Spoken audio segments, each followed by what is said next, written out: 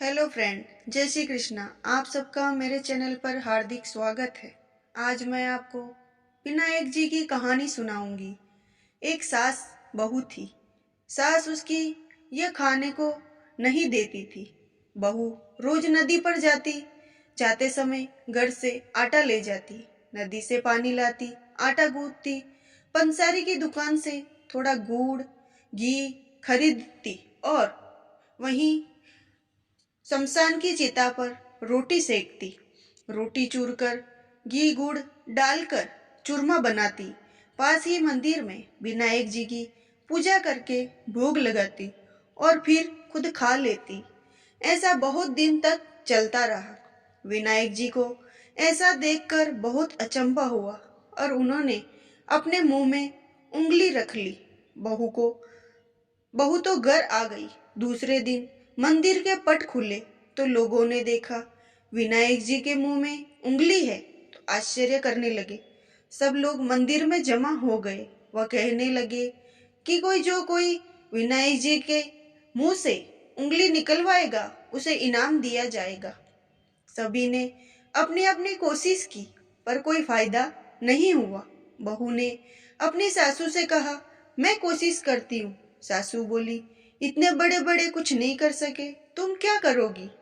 पर बहू ने कहा, मैं विनायक जी के मुंह से उंगली निकलवा दूंगी। गांव वाले मंदिर के आंगन में एकत्रित थे। बहू आई, निज मंदिर में जाकर कपाट बंद कर दिए और विनायक जी से बोली, मेरे घर से आटा लाती, नदी से पानी लाती, पंसारी से गुड़ घी लाती, चिता पर रोटी सेकती, इससे आपको क्या आपत्ति हुई? आपको मुंह से उंगली हटानी पड़ेगी। विनायक जी ने सोचा, इसने पहले मुझे भोग लगाया, सच्चे मन से मुझे ध्यान है, इसकी बात तो माननी पड़ेगी। और उंगली ली। बहू ने मंदिर के दरवाजे खोले। लोगों ने देखा विनायक जी ने उंगली हटा दी है। गांव वाले कहने लगे, बहू तू क्या जादू टोना करके आई जिससे विनायक जी ने उंगली हटा दी? बहू ने कहा, मेरी सास मुझे भोजन नहीं देती थी, तब मैं घर से आटा, नदी से पानी व पंसारी से घी गुड़ लाकर चिता पर उसे सेकती, पहले विनायक जी के भोग लगाती, फिर खुद खाती। इसीलिए विनायक जी को अचंभा हुआ और उन्होंने उंगली रखी। अब उंगली हटा दी है।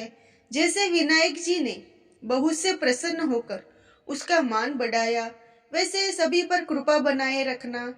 जय विनायक जी महाराज की जय। ये कथा यहीं समाप्त होती है।